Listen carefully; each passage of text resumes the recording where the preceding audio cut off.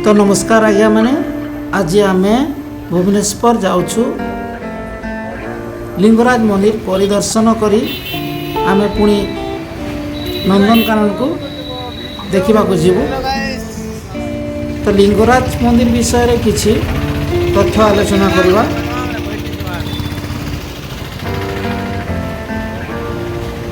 एटा रास्ता रे अच्छु आम धीरे धीरे आग को बढ़ुछु।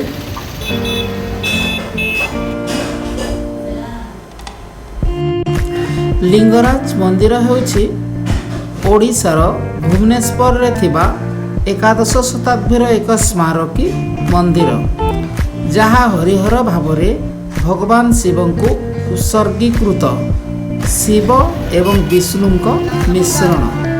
यह सहरर सबुठारो बड़ एवं प्राचीन मंदिर मध्यरु गोटे, जहाँ कलिंग स्थापत्य शैलीर शीर्ष को प्रतिनिधित्व करे। षष्ठ सप्तम शताब्दी ब्रह्मपुराण एवं सप्तम शताब्दीर संस्कृत ग्रंथरे उल्लेख अछि जे वर्तमान मंदिर निर्माण हेबा पूर्वरु एही स्थान रे शिवंको पूजा करा जाउथिला। एकादश शताब्दी सोमवंशी राजा जजाति प्रथमଙ୍କ द्वारा विद्यमान मंदिर गठन आरंभ होइतिला, जेतेबेले से तांकर राजधानी जाजपुर भुवनेश्वर को स्थानांतर करथिले। मुख्य पवित्र स्थान एवं सभागृह गुड़िक परवर्ती सोमवंशी शासक मानक द्वारा चूड़ांत करा जाइतिला।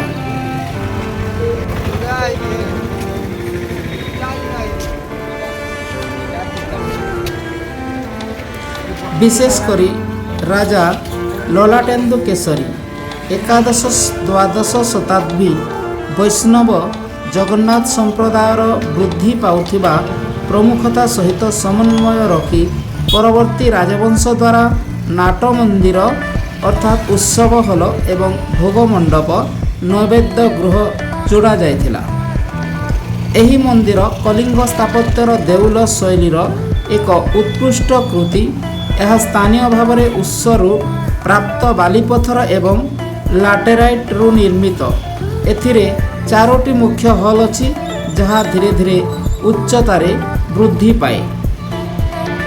मुख्य गर्भगृह जेउथिरे एक जटिल भाव में खोदित केंद्रीय टावर अछि, जहाँ एक प्रभावशाली 180 फुट अर्थात 55 मीटर पर्यंत उठी थाए। विस्तारित संकलनटी विशाल सुदृढ़ कांथ एवं मुख्य गठन सहित 150 रु अधिक छोट मंदिर द्वारा घेरी रही। भीतर गर्भगृह रे एक स्वयं प्रकाशित शिवलिंग अछि, कारण यह शिव एवं विष्णु का मिलित शक्ति को चित्रण करे। यह शैव एवं वैष्णव धर्मर समन्वय एवं सहावस्थान को प्रतीक करे। संलग्न पवित्र बिंदु सागर कुंड मध्य मंदिरर दैनंदिन रीतिनीति एवं वार्षिक पर्व गुड़िकरे गभीर भाव में समन्वित, जेउथिरे अशोकाष्टमीर प्रमुख रथ उत्सव मध्य अंतर्भुक्त। 11श शताब्दीर शेष दशक मंदिरटी यार वर्तमान रूप में अवस्थित। प्रमाण अछि जे मंदिरर एक अंश षष्ठ शताब्दी निर्मित होइथिला। लिंगराज मंदिर परिदर्शन करि सारिला परे आमे बाहरी पड़िथिलु नंदनकानन को बुली जिबाकु। तापरे नंदनकानन विषय रे किछि आलोचना आपनक सहित करिबु।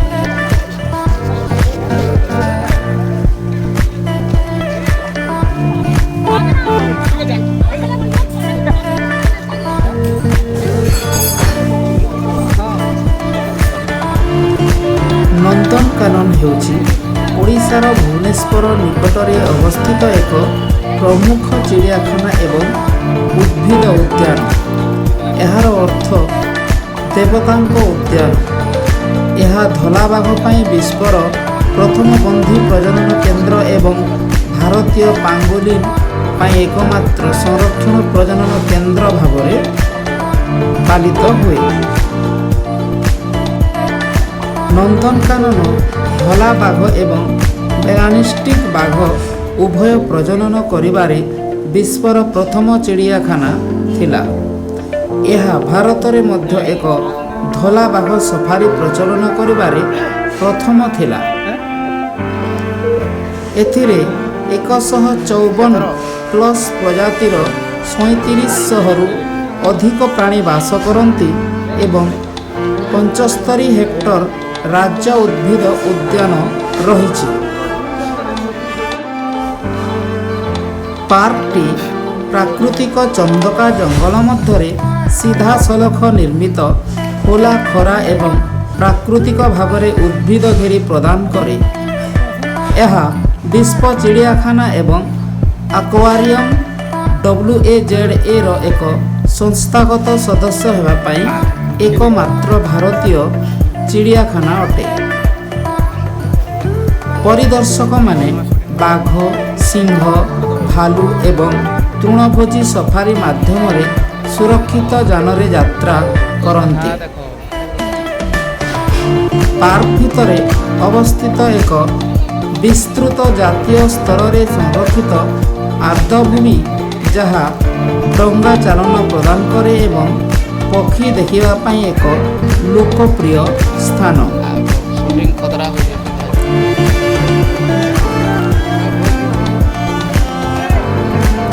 ସରୀସୃପ ପାର୍କ ଏକ ଆକ୍ୱାରିୟମ୍ ପ୍ରଥମ ବନ୍ଧୁଜାତ ଘରିଆଲ ସମେତ ବିରଳ ଏବଂ ବିପଦପୂର୍ଣ୍ଣ ସରୀସୃପ ଏଠାରେ ଦେଖାଯାଆନ୍ତି। ଉଦ୍ଭିଦ ଉଦ୍ୟାନରେ ସାପ୍ତାହିକ ପକ୍ଷୀ ଅଧିବେଶନ ଅନୁଷ୍ଠିତ ହୁଏ ଯେଉଁଠାରେ 200ରୁ ଅଧିକ ପ୍ରଜାତି ଡକ୍ୟୁମେଣ୍ଟେସନ୍ କରାଯାଇଛି। ଏହି ନନ୍ଦନକାନନରେ ବନ୍ୟପ୍ରାଣୀଙ୍କ ଏକ ବିସ୍ତୃତ ପରିସର ରହିଛି। ପ୍ରଥମ ସ୍ତନ୍ୟପାୟୀ ପ୍ରାଣୀ ବଡ଼ ବିଲେଇ, ଧଳା ବାଘ, ବେଙ୍ଗଲ ବାଘ, ଏସିଆଟିକ୍ ସିଂହ, ଆଫ୍ରିକୀୟ ସିଂହ, ଚିତାବାଘ। Primate chimpanzee, hamadryas baboon, bonnet macaque, ଆସାମିଆ ମାକାକ୍, ନୀଳଗିରି ଲାଙ୍ଗୁର। ତୃଣଭୋଜୀ ସ୍ପଟେଡ୍ ହରିଣ, ସାମ୍ବର ହରିଣ, ବାର୍କିଂ ହରିଣ, ମୂଷା ହରିଣ, ନୀଲଗାଈ, ବ୍ଲୁଗ୍ୟୁଲ୍, କୃଷ୍ଣବାକ, ଜଳହସ୍ତୀ।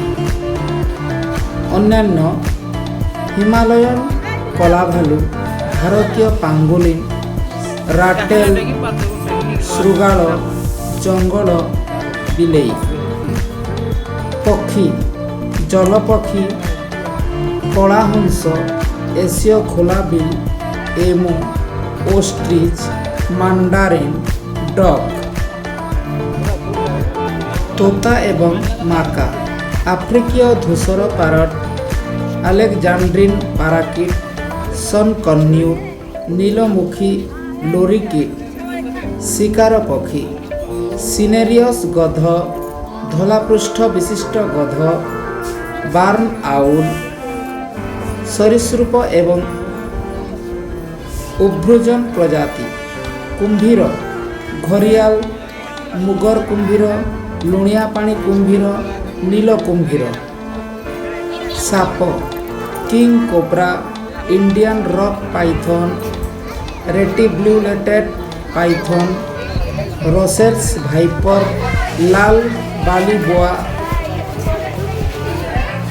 କଇଁଛ ପ୍ରଜାତି ଇଣ୍ଡିଆନ୍ ଷ୍ଟାର କଇଁଛ, ଚିତ୍ରା କଇଁଛ, ଗଙ୍ଗା ସଫ୍ଟ ସେଲ୍ କଇଁଛ।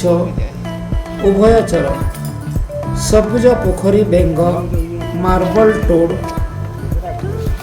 ଆପଣ ଯଦି ପ୍ରଜାତିର ସମ୍ପୂର୍ଣ୍ଣ ତାଲିକା ପାଇଁ କିମ୍ବା ପ୍ରାଣୀ ଗ୍ରହଣ କାର୍ଯ୍ୟକ୍ରମରେ ଅଂଶଗ୍ରହଣ କରିବା ପାଇଁ ଚାହାନ୍ତି ତେବେ ଆପଣ ନନ୍ଦନକାନନ ପ୍ରାଣୀ ଉଦ୍ୟାନର ସରକାରୀ ୱେବସାଇଟ୍ ଯାଞ୍ଚ କରିପାରିବେ।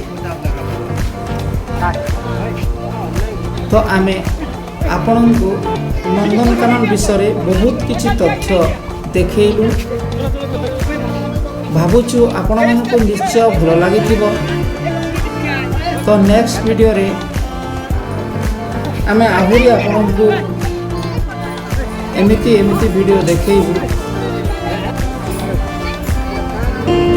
ତ ଭିଡ଼ିଓଟି ଭଲ ଲାଗିଥିଲେ ଆପଣ ଲାଇକ୍, କମେଣ୍ଟ, ସେୟାର ଓ ସବସ୍କ୍ରାଇବ୍ କରିଦିଅନ୍ତୁ। ଜୟ ହିନ୍ଦ।